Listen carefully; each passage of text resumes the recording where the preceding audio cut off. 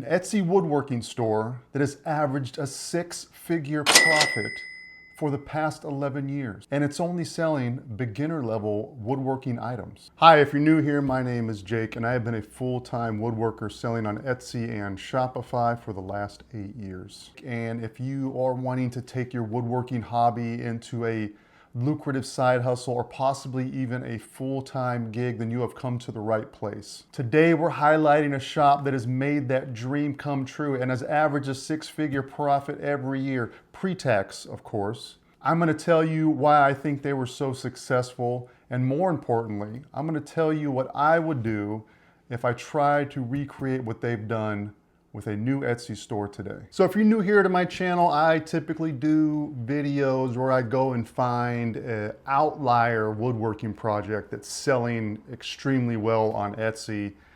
A lot of times these items are Creative Commons. They're kind of out there. A lot of people are making them, but somebody really hits off with the sales. And so I do tutorials on them. And I happen to have done 3 from this shop. You'll see them pop up here. And they've all gotten thousands of sales. So these are Etsy's numbers right here.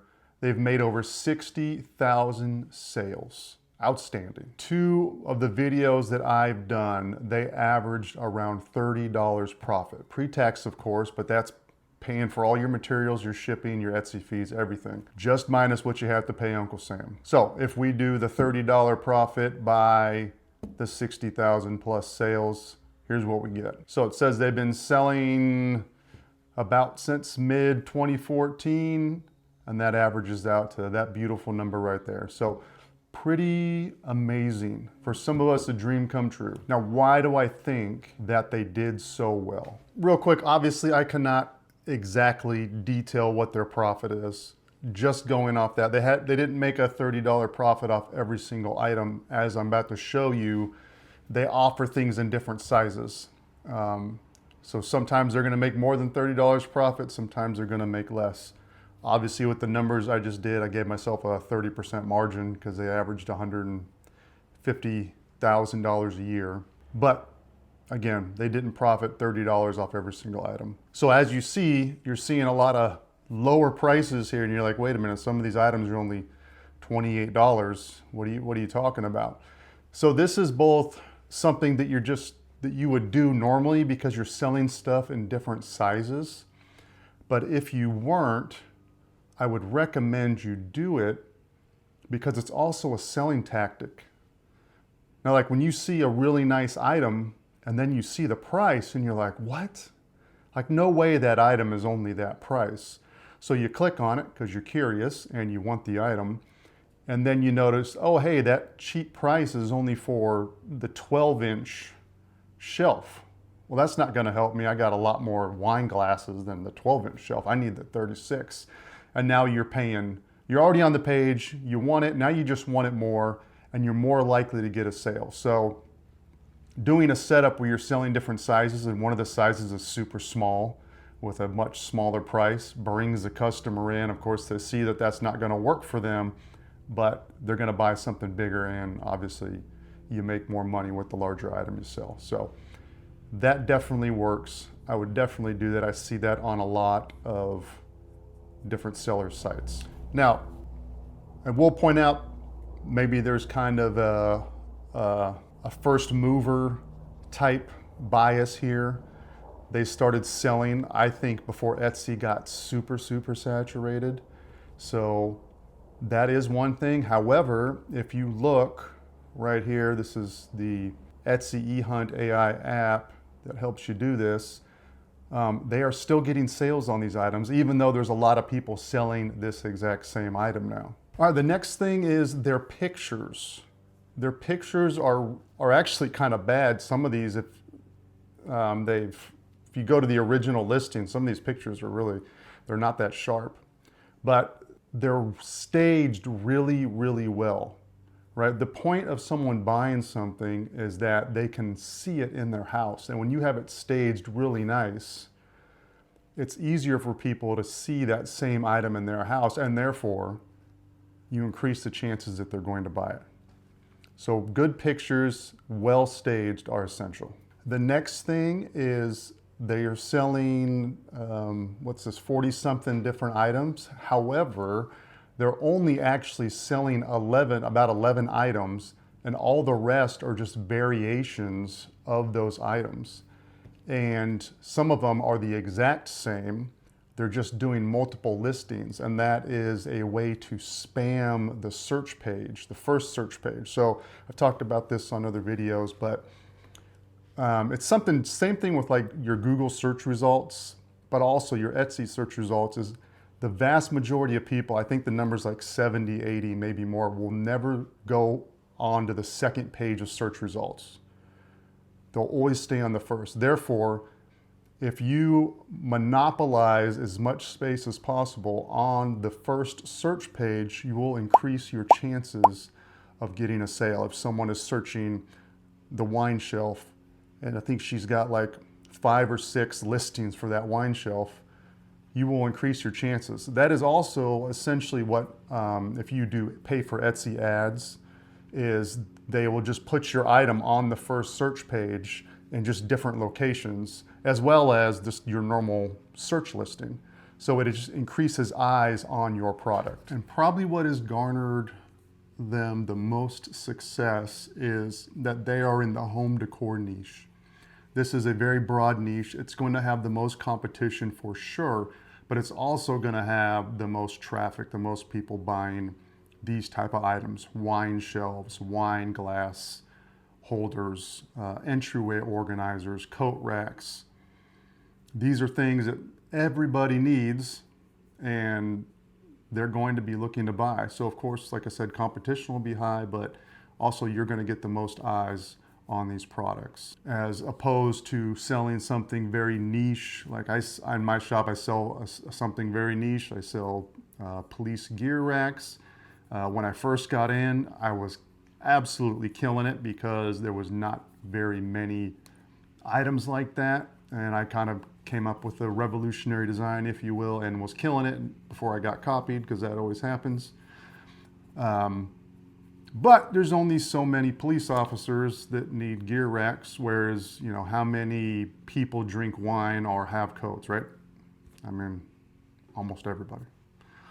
So that really helps to build items and sell items that a large chunk of society is going to be interested in. All right, and now the crescendo. Here are my basically tips and tricks and things I would do for your best chance at success on getting, having a successful Etsy store that you can make a full-time living off of.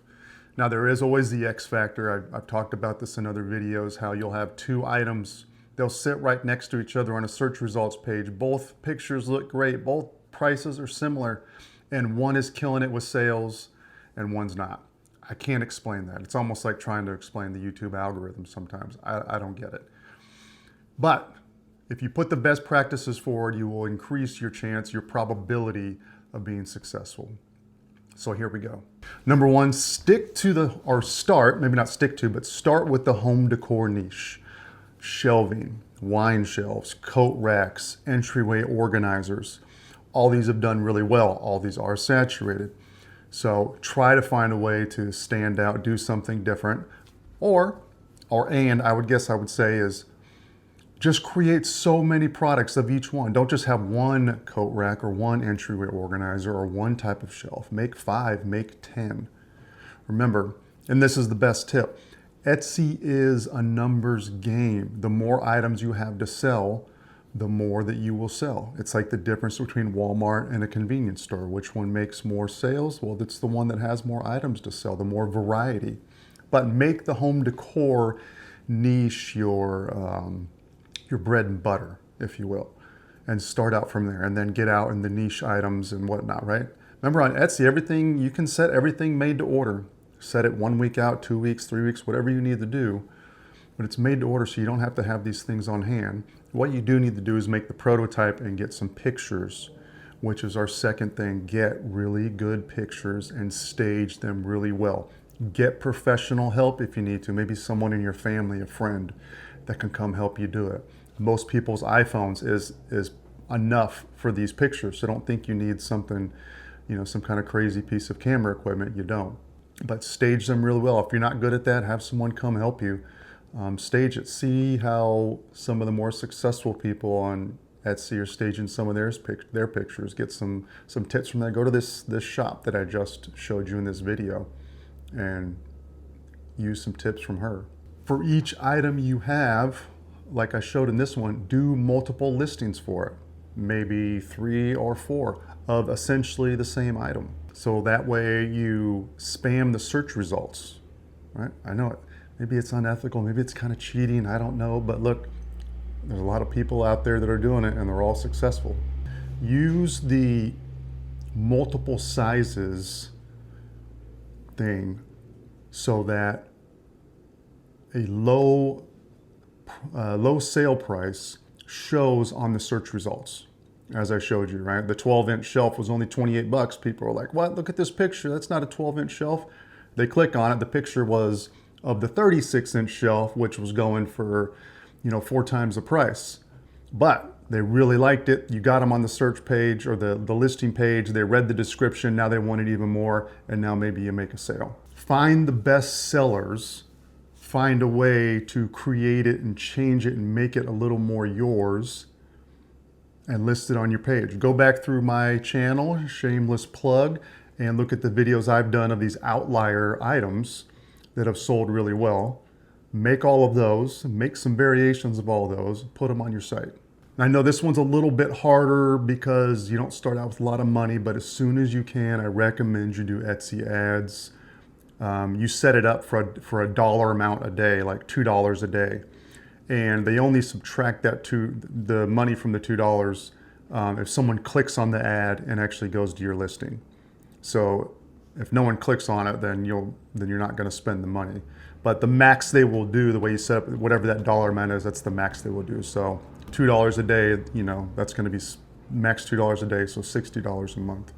But that is also a way to spam the search results page. It's the way that Etsy does it. That's how they do their ads. And it'll get more eyes on your items. I also recommend make a Facebook page for your Etsy store and post your items on there, but also look into doing Facebook ads. I've only recently done this in the past year and I think it has really, really helped. But again, you got to have the budget for it. So maybe starting out, you won't be able to do that, but I think it's really helped me pull in some sales.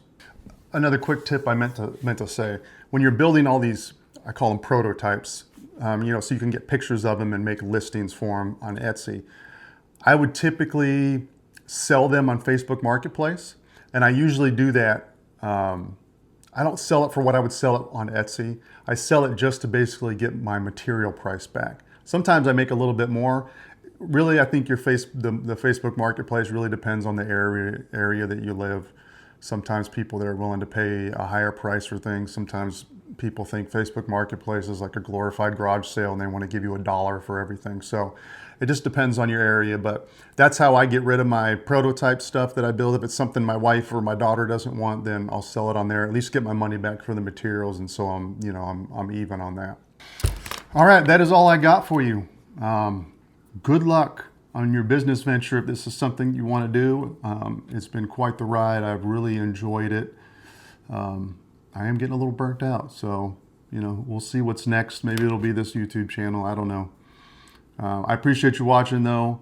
Let me know in the comments if this helped or any other tips for the other viewers that they'll read that you think have really helped you if you're an Etsy seller or have a Shopify store or whatnot. And we will see you on the next video. Thanks. Goodbye.